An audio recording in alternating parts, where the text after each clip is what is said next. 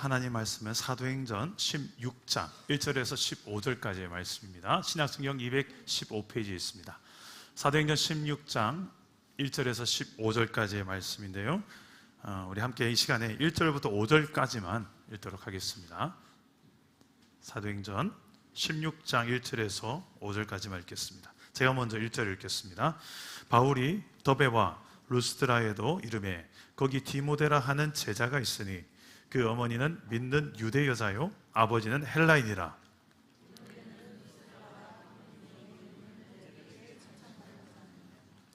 바울이 그를 데리고 떠나고자 할새 그 지역에 있는 유대인으로 말미암아 그를 데려다가 할례를 행하니 이는 그 사람들이 그의 아버지는 헬라인인 줄 다 알미러라.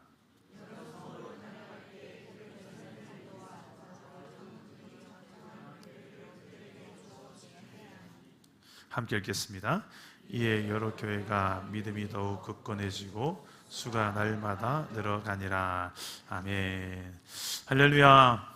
오늘도 이 성경 말씀으로 나에게 찾아오시는 하나님을 꼭 만나시기를 축복합니다. 이제 추석 연휴가 시작되었죠. 좋지 않습니까? 모처럼 온 가족, 친인척들을 다 만나니까. 우리 아이들은 어떨까요? 이 명절이 용돈 받는 날, 그지? 주머니 든든하게 준비해가죠. 또 부모들은 또 용돈을 준비하고 손주들 볼 걸 또 기대하며 준비하고 있습니다. 근데 아이들이 또 명절에 또 싫어하는 게 있어요. 뭐가 싫을까요? 명절에 제일 싫은 게 1위가 이거랍니다. 잔소리. 공부 잘하니 못하니, 몇 점이니, 몇 등이니, 대학 어디 갈 거니, 시집은, 결혼, 이런 뭔가 잔소리는 제발 좀 안 했으면 좋겠다라고 생각한대요. 그리고 또 우리 자녀들이 또 힘들어하는 게 또 제사를 드릴 수밖에 없는 아직 믿지 않은 가정들이 있잖아요. 가서 그 또 제사 드리고 또 후에 또 술판이 벌어지면 그 술판이 너무 힘들다는 자녀들이 있습니다. 그래서 마냥 추석이 좋기도 하지만 또 좋은 것만 있는 것도 아닌 것 같아요. 그래서 어떤 이들에게는 참 썩 좋지만은 않다. 그래서 추석 썩 좋지만 않다, 이런 이야기를 하더라고요. 여러분에게는 추석이 어떤 추석입니까? 오늘은 특별히 주일로 시작되는 이 추석 연휴이기 때문에 이 주일 예배 때 하나님을 만나고 하나님과 동행하면서 하나님 때문에 행복한 이번 추석 연휴가 될 수 있기를 주 예수 이름으로 축복합니다. 그러면 우리의 삶에 하나님이 통치하시고 다스려주세요. 그게 바로 하나님의 나라예요. 하나님이 통치하시는 천국 같은 가정, 우리의 삶이 이번 추석 연휴를 통하여, 나를 통하여 우리 온 가족이 함께 경험되어진 은혜가 있기를 주님의 이름으로 축복합니다. 그게 바로 예수 믿는 사람들이 살아가는 방식인데, 이걸 가르쳐서 선교적 교회라고 합니다. 따라서 해봅시다. 선교적 교회로 살자. 선교적 교회가 뭐냐면, 우리 교회 예배 끝나면 꼭 부르는 노래가 있습니다. 사랑하나 봅니다 라는 아주 명곡인데, 이 후렴 부분의 가사가, 제가 작곡을 했거든요. 이 후렴 부분의 가사가 사랑 담은 교회가 추구하는 선교적 교회의 모습이 잘 가사로 적혀 있어요. 혹시 외우시는 분들 있나요? 하나님의 사랑을 담아 가정 다음 세대를 살리고 제자 삼는 선교적 교회. 어디요? 사랑 담은 교회. 노래가 너무 좋지 않습니까? 이 선교적 교회라는 것이, 우리가 교회인데 복음이 없는 곳, 하나님을 아직 모르는 사람들, 그들에게 먼저 하나님을 만난 내가 그들에게, 교회로 그들에게 찾아가고 가서 나를 이렇게 교회되게 한 예수님의 사랑을 전해주는 교회, 바로 우리가 그런 선교적 교회인 줄 믿습니다. 이 선교적 교회가 구체적으로 어떻게 살아가는 것인가, 어떻게 살아가면 이런 선교가 이루어지고 전도가 이루어질 것인가. 사도행전에는 온통 그런 이야기로 가득합니다. 오늘 우리가 읽은 사도행전도 마찬가지겠죠. 오늘 말씀 속에서 구체적인 선교적 교회가 살아가는 모습을 좀 발견하고, 이번 추석 연휴 때 한 가지라도 꼭 내가 실천할 것이 있다면 그것 붙들고 순종해보고 기도해볼 수 있기를, 그리고 결과가 어떤 결과가 나타나는지를 한번 경험해보는 은혜가 있기를 주님 이름으로 축복합니다. 첫째로 이 선교적 교회의 삶이란 이겁니다. 나를 낮추어서 사랑하는 삶입니다. 따라해 봅시다. 나를 낮추어 사랑하라. 나를 낮추어 사랑한다는 게 어떤 사랑일까? 제가 짧은 영상을 하나 가져왔는데요, 1분짜리 영상입니다. 한번 화면을 보시겠습니다. 우리 또 안희연 혹은 한희님께 질문 있으신 분? 안녕하세요. 저는 언니를 보기 위해서 이 자리에 왔어요.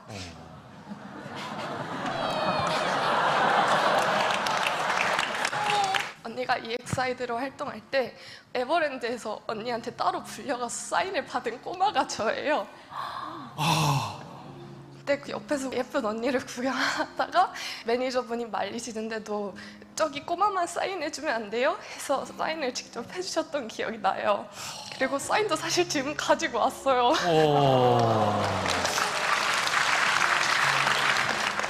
그리고 그때부터 언니를 롤모델로 삼아서 지금은 저도 연기를 하고 있어요. 언니 너무 항상 응원해요. 자, 이 세바시라는 유명한 15분짜리 세상을 바꾸는 강연에 저 연예인 하나가 나왔는데, 아이 방청객 중에 있던 어린아이 하나가 예전에 자기가 더 어렸을 때에 저 유명한 연예인에게 사인을 받으려고 달려갔는데, 옆에서 매니저가 애들은 가라 그만 막아섰는데도 저 연예인이 저 애 하나만 해주면 안 될까요? 저 애 하나만 해주면 안 될까요? 해가지고 근거에 사인을 해준 것 뿐인데 저 아이에게 평생의 꿈이 생긴 거예요. 나도 이제 저런 연예인이 연기자가 되어야 되겠다 해서 지금 연기를 공부하고 있다잖아요. 대단할 것 같은 어떤 사람이 정말 하찮을 것 같은 한 사람한테 이렇게 자기를 낮추어서 무언가의 사랑을 베풀고 은혜를 나눌 때 거기에는 놀라운 감동이 있습니다. 예수님도 그렇게 사셨어요. 그 당시에 예수님 살아생전에 가장 유명했던 연예인이었어요. 예수님이 유대 땅에, 갈릴리에. 그래서 예수님이 가는 곳마다 온 이스라엘 백성들이 졸졸졸졸 따라다녔는데, 특히 이 주일학교 아이들이 많이 따라다녔어요. 함흥영유치부, 꽃미유초등부, 마도로나 중고등부 아이들이 막 사인해달라고 이렇게 예수님하고 따라다녔던 거예요.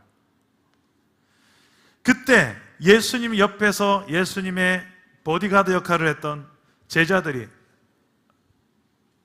막았습니다. 예수님을 막았습니다. 예수님한테 함부로 못 다가가서 들어. 근데 이 꼬맹이들 옆에서 예수님, 예수님, 예수님 하고 우리 예수님이다 하고 따라다니까 그때 제자들이 막았습니다. 애들은 가라! 애들은 가라!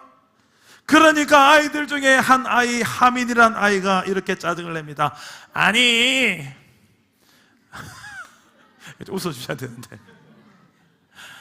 제가 흉내를 잘 못 내네. 은석 한번 해주라.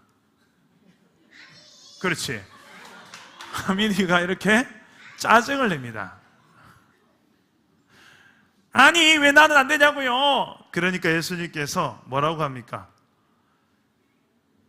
오히려 제자들에게 가만 놔두라. 애들이 나에게 오는 것을 막지 마라 하고 그 아이들을 다 끌어안고 축복의 안수 기도를 다 해주셨다는 이야기가 성경에 기록되어져 있습니다.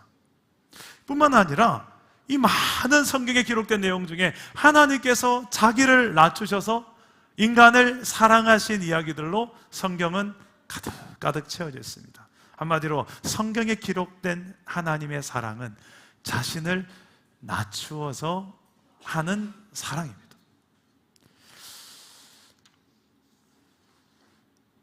오늘 읽은 이 성경 말씀에도 사도 바울이, 예수님을 믿는 사도 바울이 그가 선교하면서 선교적 교회로 살아가는 그의 삶이 자기를 낮추어서 사랑하는 삶으로 선교했어요. 바울이 2차 전도 여행을 떠나는 중인데 루스드라라는 지역에 디모데라는 사람을 만납니다. 이 디모데는 칭찬을 듣는 사람이었어요. 온 지역에. 그런 누구에게나 칭찬 듣는 디모데를 보면 어떤 마음이 들까요? 아, 나랑 친하게 지내고 싶다. 아, 저 사람과 함께 일하면 더 좋겠다 해서 바울도 디모데와 함께 전도 여행을 떠나자고 제안합니다. 디모데도 오케이, 같이 갑시다. 동의가 됐습니다. 그런데 이때 바울이 디모데에게 한 가지를 제시합니다. 네가 할례를 받아야 되겠다. 이 할례라는 게 뭐냐면 이스라엘 사람들이 남자들이라면 누구나 다 태어난 지 8일이 되면 그 어린 아기의 생식기의 끝을 싹둑 잘라버립니다. 오늘날이 포경수술이죠. 근데 그 당시에는 마취약도 없고 좋은 칼도 없어서 얼마나 짧은 시간에 자르지 못하고 얼마나 아팠을까요? 조금 아팠을까요? 억수로 아팠을까요? 억수로 아팠을까요? 그 억수로 아픈 포경수술을, 이 할례를 지금 바울이 너무 마음에 드는 동역자를 데리고 가면 될 텐데 이 할례를 행하고 데려가려는 거예요. 그런데 이 디모데는 솔직히 할례를 받지 않아도 되는 사람이었어요. 왜냐하면 그는 이방인이거든요. 정확하게 말하면 반은 이방인, 반은 유대인입니다. 엄마는 유대인, 아빠는 헬라인. 그래서 이방인 반, 유대인 반, 양념 반, 후라이드 반. 이게 바로 디모데였어요. 이 디모데가 할례를 안 받아도 되는 상황인 게, 왜냐하면 오늘 사도행전 16장 바로 앞에 사도행전 15장에 예루살렘에서 큰 회의가 열렸는데 이방인들이 예수 믿고 구원받으면 할례를 받아야 됩니까? 안 받아야 됩니까? 이 회의였어요. 어떤 사람들은 할례 받아야 된다. 이스라엘 백성들이 다 받는 것처럼 이방인이라고 안 받으면 되나? 받아야 된다. 그런데 바울과 베드로와 특히 야고보는 그러지 않았습니다. 그렇지 않다. 예수 그리스도를 믿는 믿음 하나만으로 충분히 구원 충분하다. 할례를 받지 않아도 된다. 이 결정이 땅 내려졌습니다. 그래서 이제 이방인들은 할례를 받지 않아도 되는 시대예요. 그런데 이 디모데에게 바울이 할례 받아라 그런 거예요. 그 이유가 뭘까? 3절 말씀에, 오늘 읽은 3절 말씀에 이유가 나오는데요. 우리 화면을 보시고 한번 같이 읽어봅시다. 시작. 바울이 그를 데리고 떠나고자 할세.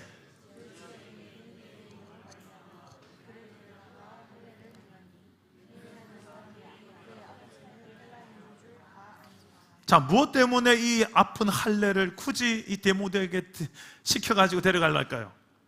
그 할례 이유는 3절에 보니까 그 지역에 있는 유대인으로 말미암아, 유대인들로 말미암아, 유대인들 때문이에요. 정확하게 말하면 이 유대인들이 어떤 유대인이냐면 할례 받아야 되지 않냐. 예수 믿어도 다 할례를 받아야 진짜 구원이다 라고 생각하는 사람들이 아직도 많이 남아 있었습니다. 그런 사람들에게 굳이 할례 문제 때문에 걸림돌이 되지 않기를 바라는 마음에, 그럼 받아도 되고 안 받아도 되는 거예요.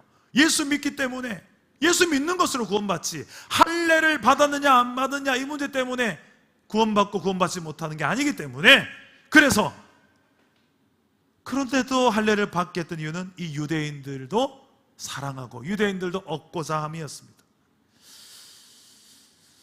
바울은 이게 바로 선교적 교회의 모습이라는 것을 보여주면서 자기가 취할 수 있는 권리와 당연히 이미 회의에 통과된 결정이지만 그럼에도 불구하고 자기의 기득권과 자기의 권리를 내려놓으며 또 디모데에게도 정확하게 그렇게 할 것을 요구하며 자기 권리 포기해요. 그러면서 그들을 얻고자 했습니다. 고린도서 9장 19절 20절 말씀에 정확하게 사도 바울의 이 선교적 교회는 자기를 낮추는, 자기 권리를 주장하는 것이 아니라 내려놓을 줄 아는 이 자기를 낮추는 사랑의 있음을 이렇게 표현합니다. 우리 함께 읽어봅시다. 화면을 보시고 크게 읽어보겠습니다. 시작.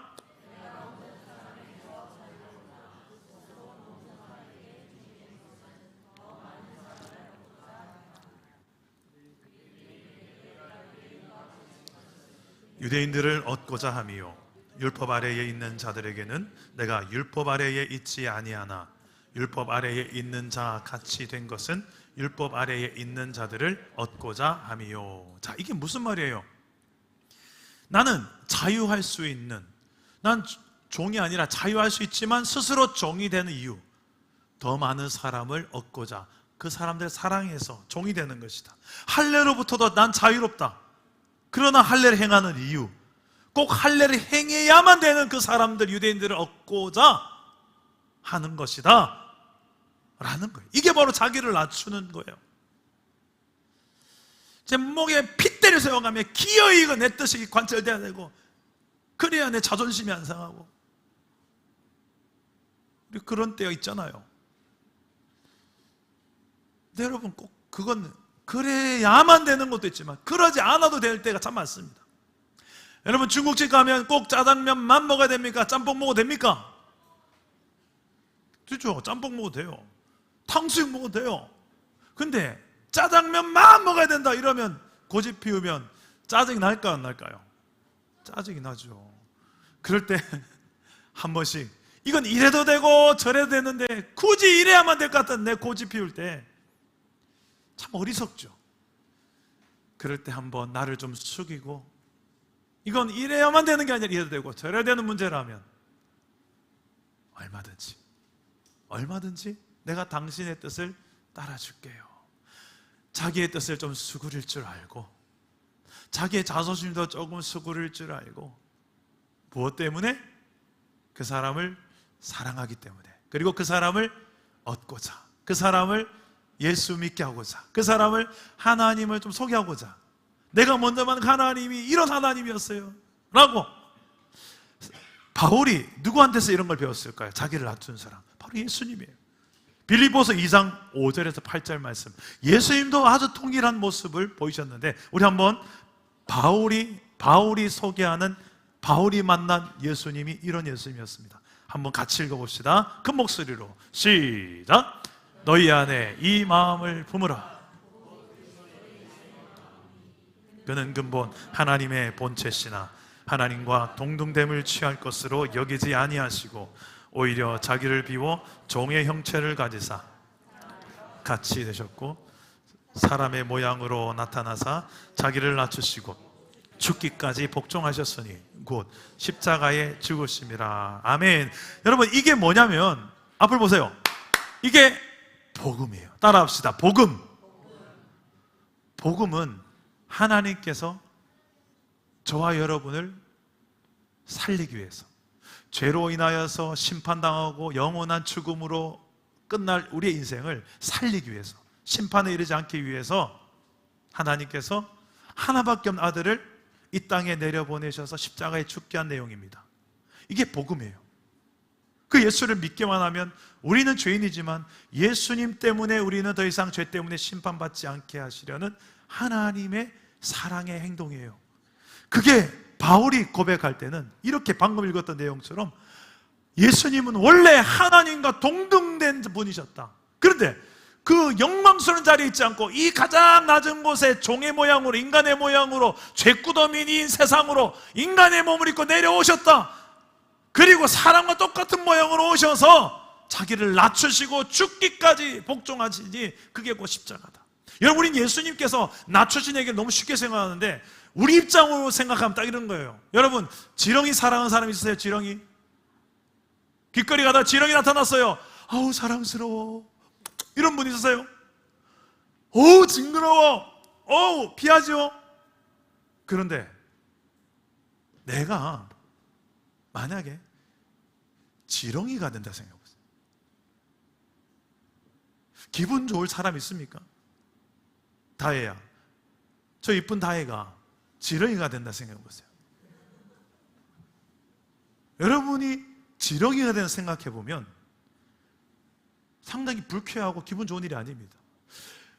하나님께서 이 땅 위에 창조주께서 인간의 몸을 입고 이 땅에 내려온다는 사건은요, 이건 놀라운 사건입니다. 시간을 창조하신 분, 시간의 제약을 안 받는 분이 시간의 제약을 받는, 시간 속으로 뚫고 오신 것입니다. 공간을 창조하신 분이 공간의 제약을 받지 않는 하나님께서 공간의 제약을 받는 시간과 공간의 제약을 받는 인간의 몸을 입고 오신 거예요. 무한하신 분이 유한한 세상으로 유한한 제약을 받는 인간의 몸을 입고 오신 거예요.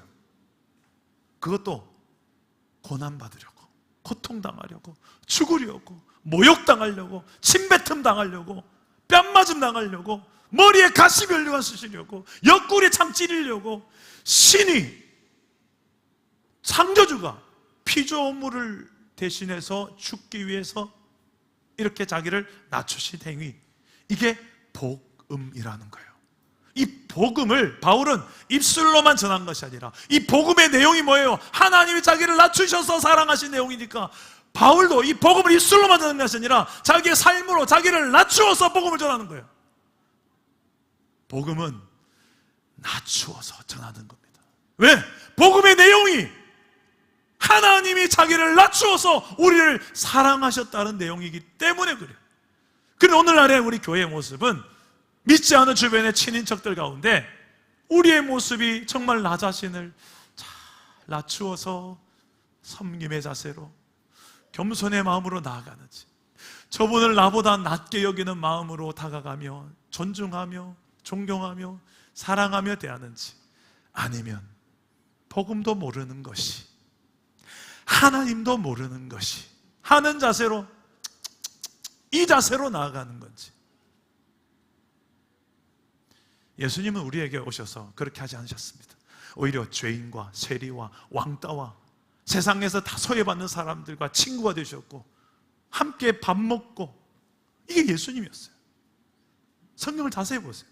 우리 이 복음의 내용을, 은혜를 입은 우리가 내가 받을 땐 좋은데 이제 내가 그 은혜를 베풀어야 될, 복음을 전해야 될 때, 복음을 말로만 아니라 내 삶으로 보여줘야 될 때는 또 다른 문제인 거예요.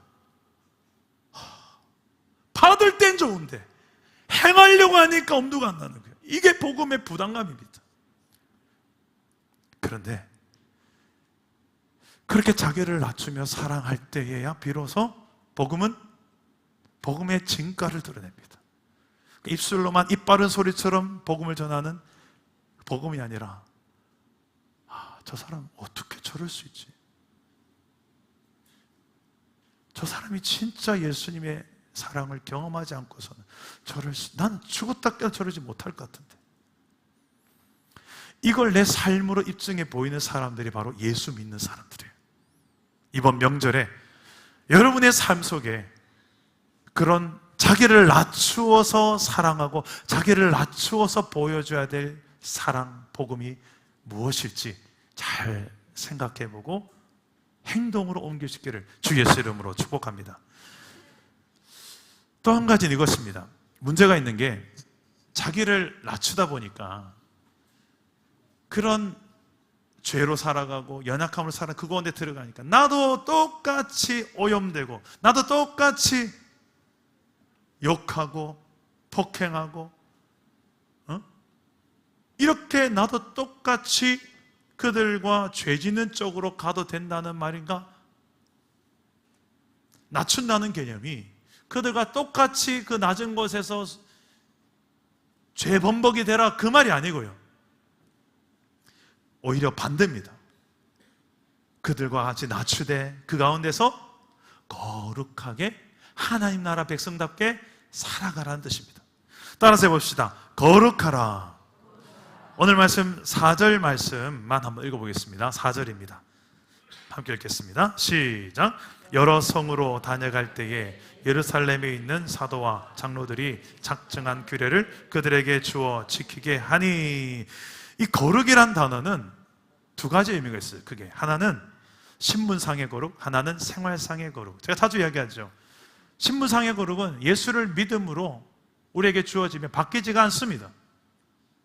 좀 우리가 연약하고 무너져도 자식을 부모가 버리지 않듯이 하나님은 우리를 버리지 않습니다. 변함없는 우리 하나님의 자녀, 하나님 나라 백성입니다. 그러나 동시에 우리에게 요구되는 거룩이 있습니다. 이것은 신분만이 아니라 생활상의, 이 신분에 걸맞는 생활상의 거룩을 하나님은 요구하십니다. 내가 거룩하니 너희도 거룩하라. 하나님은 죄가 없는 분이신데 그 거룩하신 하나님을 우리가 아버지라고 부르는 자녀들이 당연히 우리의 삶에 하지 말아야 될 말이 있고 하지 말아야 될 태도와 행동이 있는 거예요. 하나님께 원치 않는 것을 늘 습관 삼아 하면서 나 하나님의 아들이다, 하나님 딸이다. 어떻게 보면 참 믿음 좋은 것처럼 보이지만 어떻게 보면 참 염치가 없는 말일 수도 있습니다. 그럼에도 불구하고 맞습니다. 저는 하나님의 아들, 딸 맞습니다. 이렇게 살아가는데도 나를 버리지 않고 떠나지 않고 나를 아들 삼으신 하나님이 진짜 대단하십니다. 그런데 내 삶은 왜 이렇게 이 신분에 걸맞는 삶이 못 되는지요? 하나님, 나를 불쌍히 여겨 주십시오. 이렇게 살죠. 복음이 들어간 이곳에 바울은 복음만 전한 것이 아니라 규례를 전합니다. 이 규례는 어떤 규례냐면 방금 4절에 말했던 예루살렘에서 사도와 장로들이 작정한 규례, 그 내용이 무슨 내용이었습니까? 사도행전 15장에 나옵니다. 15장 19절 20절인데 우리 화면을 보시고 한번 읽어보겠습니다. 함께 읽겠습니다. 시작. 그러므로 내 의견에는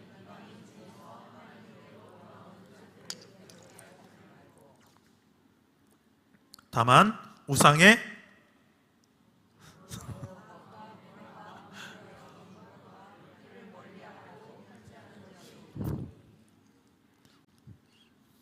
끝입니다. 이 세 가지가 나오는데 이 규례를 결의를 한 거예요. 우상 숭배하지 마라, 음행을 멀리하라, 목매어 죽이는 것 하지 마라, 피를 가까이 하지 마라. 이 모두가 다 하나님이 싫어하시는 죄의 영역입니다.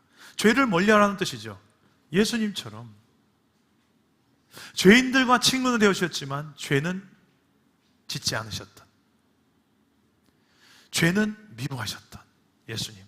히브리서 4장 15절에 예수님의 거룩이 이런 거룩이었습니다. 우리 한번 같이 한번 읽어봅시다. 시작. 우리에게 있는 대제사장은 우리의 연약함을 동정하지 못하시리가 아니요 모든 일에 우리와 똑같이 시험을 받으시니로되 죄는 없으시니라. 이 말씀 띄워놔주세요. 예수님은 우리와 똑같은 연약함을 가지고 있는 인간의 몸을 오셨기 때문에 우리가 어떻게 연약한지 잘 아세요. 그래서 동정하시는 분이에요. 공감하시는 분이에요. 우리의 연약함을, 우리가 얼마나 물질 앞에 연약하고 성적인 유혹에 약하고 명예욕에 약하고 힘의 논리 앞에 연약한지 대세에 약한지 알아요. 인간의 몸을 입고 오신 분이. 그런데 그래서 우리를 동정하고 공감하시는 분이 알지만 예수님도 똑같이 그런 힘의 논리와 소유의 논리와 정욕의 패배하여서 죄 짓고 그런 인생이 아니셨다는 거예요. 예수님은 죄가 없으면서 이 인간의 연약한 육신을 입고 우리와 똑같은 삶을 살아가셨다는 거예요. 이게 진짜 거룩입니다. 오늘날 예수님처럼 우리도 자신을 낮추어서 사랑하는 삶과 동시에 중요한 것이 이건데요, 죄는 없으시니라. 죄는 멀리할 수 있기를 주님 이름으로 축복합니다. 죄에 대해서 돌아서는 것, 잘라내는 것, 타협하지 않는 것, 이것이 거룩이요 동시에 하나님을 또한 가까이 하는 것이 거룩입니다.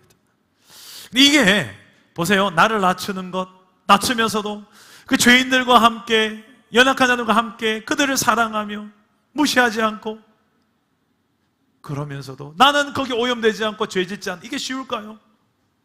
내 힘만으로 한계가 있습니다.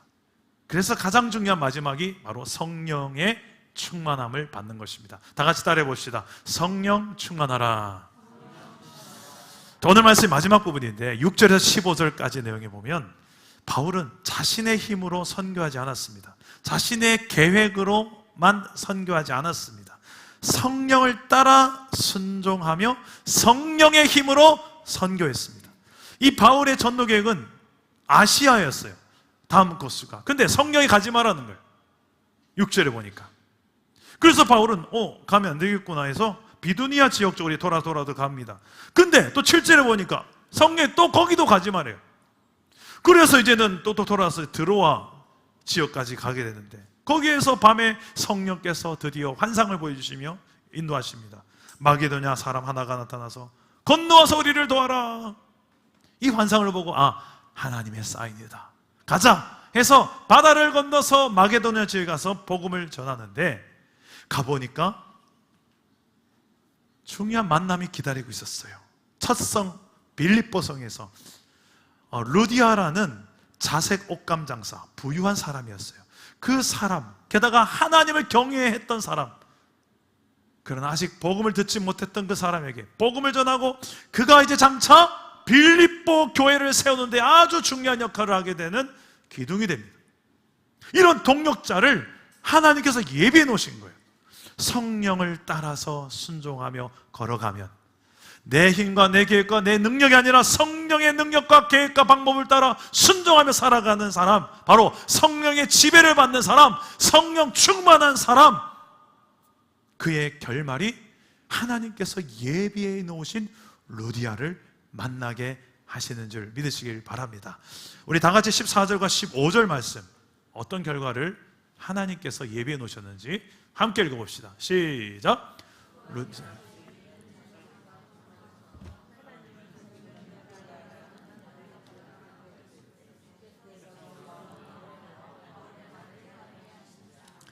그와 그 집이 다 세례를 받고 우리에게 청하여 이르되 만일 나를 주 믿는 자로 알거든 내 집에 들어와 유하라 하고 강권하여 머물게 하니라. 아멘.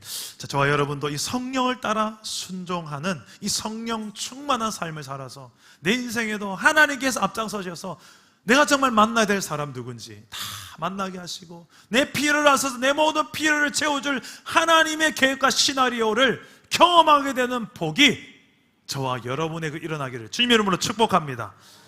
또 어떤 결과가 있는가? 5절입니다. 한번 다 같이 읽어봅시다. 5절 시작. 이에 여러 교회가 믿음이 더 굳건해지고 수가 날마다 늘어나니라. 여러분, 이렇게 복음을 입술만 전한 것이 아니라 우리 자신을 낮추어서 사랑하며 복음을 전하고, 나도 똑같이 그 죄더미 속에 뒹굴다 보니 나도 오염되고, 그게 아니라 거룩을 지켜가며 그들과 함께 사랑을 낮추며 행할 때, 내 힘이 아니라 성령의 권능으로 행할 때 어떤 일이 납니까? 교회가 믿음이 굳건해지고 믿는 자의 수가 날마다 늘어가는 역사가 여러분의 가정 안에, 친인척 안에, 우리 교회 공동체 안에 저와 여러분을 통해 일어나게 되기를 주님의 이름으로 축복합니다. 이런 역사가 우리의 삶 가운데 일어날 때, 그게 바로 선교적 교회로 우리가 살아가고 있구나, 사도행전의 연장으로 우리가 살고 있구나. 여러분의 이 명절의 삶에 이번에 이 세 가지를 꼭 기억하시면서 우리의 삶에 하나님이 다스리시는 천국 같은 삶이 조금이라도 맛보아지는 그런 복된 명절이 되기를 주 예수 이름으로 축복합니다. 우리 함께 찬양을 하고 기도하겠습니다. 주님만이 나의 왕이십니다. 우리 믿음을 담아서 함께 고백하며 찬양합시다.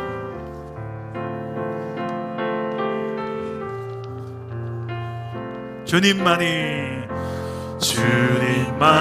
왕이십니다. 주님만이 왕이십니다. 주님만이 왕이십니다.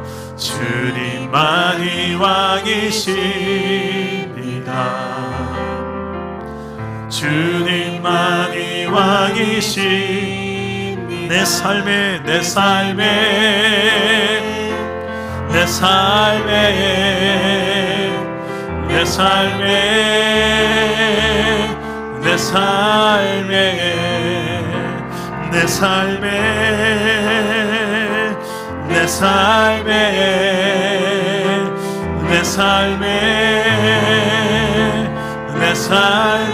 다시 한번 주님만이 왕이십니다. 주님만이 왕이시, 우리 가정에 주님만이 왕이십니다. 주님만이 왕이십니다. 주님만이 왕이시, 이곳에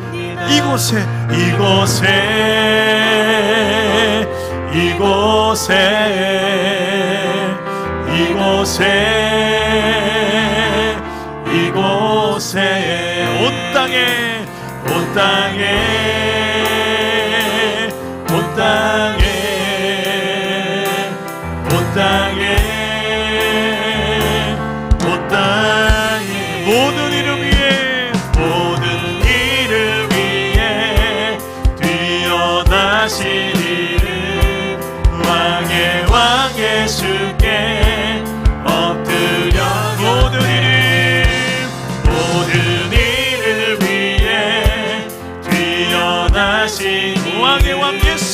왕의 왕의 수께 손 들고 모든 이름 위에 모든 이를 위해 뛰어나신 이는 왕의 왕의 수께 엎드려 모든 이름 위에 모든 이를 위해 뛰어나신 이는 왕의 왕의 수께 손 들고 경배해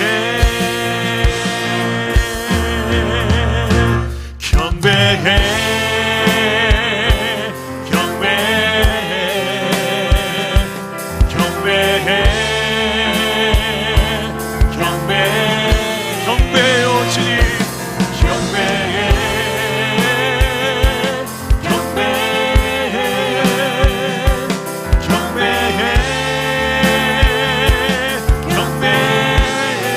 모든 이름 위에 모든 이를 위해 뛰어나신 이 왕의 왕 왕의 왕의 수께 엎드려 모든 이를 위해 뛰어나신 나의 왕이십니다. 왕의 왕의 수께 믿음으로 선포하십시오. 모든 이름 위에 모든 이를 위해 나신 이는 왕의 왕의 우리의 가정을 다스려 주옵소서. 한 번 더 모든 이름 위에 모든 이를 위해 뛰어나신 이는 왕의 왕 왕의 수께 손 들고 경배해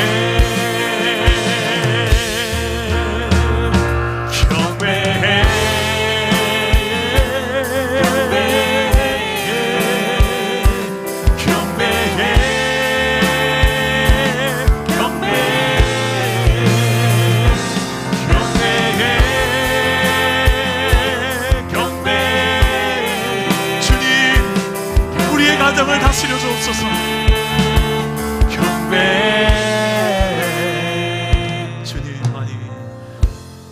주님만이 왕이십니다.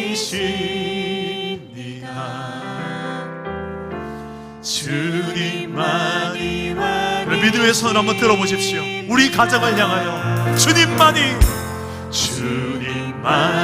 왕이십니다. 내 삶에 주님만이 왕이십니다. 여러분 이 시간에 믿음의 손을 들고 한번 기도합시다. 여러분의 가정을 향하여 우리 친인척들을 향하여서 이번 명절을 앞두고 손을 들고 한번 기도하십시오. 우리의 가정 하나님이 왕이 되어 주시옵소서. 하나님의 통치가 충만하게 하여 주옵소서. 세상이 다스리고 내가 다스리는 나의 왕국, 세상의 왕국이 아니라 하나님이 통치하시는 하나님 나라 천국 같은 가정이 이루어지도록 나를 사용하여 주옵소서. 주님처럼 나도 나를 낮추어서 사랑할 수 있는 힘을 주옵소서. 거룩한 능력을 주셔서 하나님이 기준이 되어진, 예수님이 기준이 되어진 말만, 생각만, 태도만, 행동만 나를 통하여 우리 가정 안에 심어지게 하시고, 그때 놀라운 하나님의 통치가 나를 통하여 나타나 하나님의 나라가 이루어지게 없어서 우상들이 무너지고 떠나가게 하시고, 하나님이 주인이시다, 하나님 왕이시다, 오직 주님만 높일 수 있는 우리 가정, 그때 누리는 진정한 평안과 행복을 우리 가정이 맛보아 누리도록, 나를 통하여 누리도록 주여 나를 사용하여 주시옵소서라고 기도하실 때에 저를 따라오 기도하겠습니다. 주여 은혜를 주옵소서. 주여 믿음을 주옵소서. 주여 회복을 주옵소서. 기도합니다. 아버지 하나님, 우리의 가정을 사랑하시는 아버지여, 나를 통하여 예수 그리스도의 십자가의 사랑이 증거되게 하여 주시옵소서. 나를 낮추어 예수님처럼 나를 낮추어 나를 거룩 삼아 이 한 영혼이 살아날 수 있다면 기꺼이 나를 드리겠습니다. 주님, 내가 여기에 있사오니 주님 나를 써주시옵소서. 주님 나를 써주시옵소서. 우리의 가정을 불쌍히 여겨주시옵소서. 우리 친척들을 불쌍히 여겨주시옵소서. 주님의 사랑이 무엇인지 아직 알지 못해서, 하나님을 알지 못해서, 예수님의 십자가의 사랑을 알지 못해서, 오 주님, 왕이신 주님이 백성을 위하여 친히 목숨을 버리신 우리의 왕 예수님이 지금 이곳에 나에게, 내 안에서 성령으로 친히 만나주시고 주의 놀라운 이 통치와 다스림 안에서 우리가 일어서게 하여 주시옵소서. 오 주님, 믿음을 주시옵소서. 믿음을 주시옵소서. 믿음으로 행할 때 그 가운데 놀라운 하나님의 역사가 나타나게 하여 주시옵소서. 오 성령님, 역사하여 주시옵소서. 살아계신 하나님, 우리의 삶에, 우리의 가정에 하나님께서 친히 임하여 주셔서 하나님의 살아계심이 우리 온 가족이 믿어지는 은혜가 있게 하여 주시옵소서. 이번 명절 가운데 나를 통하여 그 하나님의 사랑이 흘러가는 통로가 되게 하시고, 나를 낮추어 사랑하며 섬기는 귀한 나의 삶이 되어줘 나를 통해 우리 온 가족 친인척들이 나의 안에 계신 예수 그리스도의 사랑을 경험하게 하여 주시옵소서. 하나님의 거룩하심, 그 거룩하심을 내 삶으로 살아내어 내 삶으로 하나님의 거룩을 나타내는 통로가 되게 하여 주시옵소서. 내 힘으로 할 수 없는 것들입니다. 성령님, 내 안에서 나를 돕기 위해 거하시는 성령께서 이 모든 것을 능히 행할 수 있는 길로, 방법으로 나를 인도하시고 감당할 능력과 사랑, 지혜를 허락하여 주시옵소서. 이렇게 역사하신 하나님 순종하며 걸어갈 때 우리의 삶에 천국과 같은 역사들이 일어나게 하여 주시옵소서. 미사옵고 예수님의 이름으로 기도드립니다. 아멘.